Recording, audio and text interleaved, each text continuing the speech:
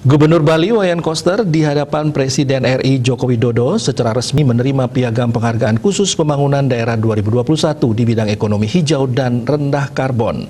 Penghargaan tersebut diberikan secara langsung oleh Menteri Bappenas RI Suharso Monoarfa di sela-sela acara peluncuran peta jalan ekonomi Kerti Bali menuju Bali era baru, hijau, tangguh, sejahtera di Kura-Kura Bali dan Pasar. Piagam penghargaan khusus pembangunan daerah 2021 di bidang ekonomi hijau dan rendah karbon merupakan hasil kerja nyata yang dilakukan Gubernur Koster bersama pasangannya Wakil Gubernur Bali Cokorda Oke Arte Ardano Sukawati.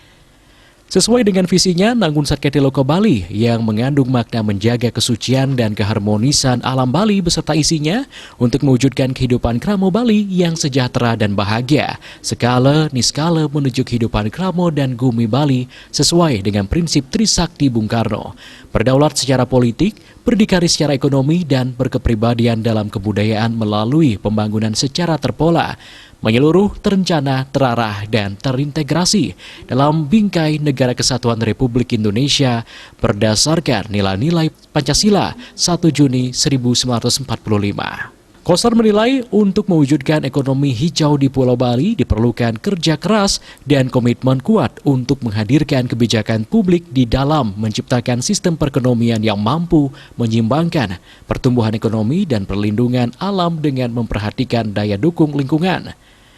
Hal itu telah dilakukannya dengan menerbitkan regulasi yang berpihak terhadap pertumbuhan ekonomi di Pulau Bali maupun regulasi yang berpihak kepada perlindungan alam.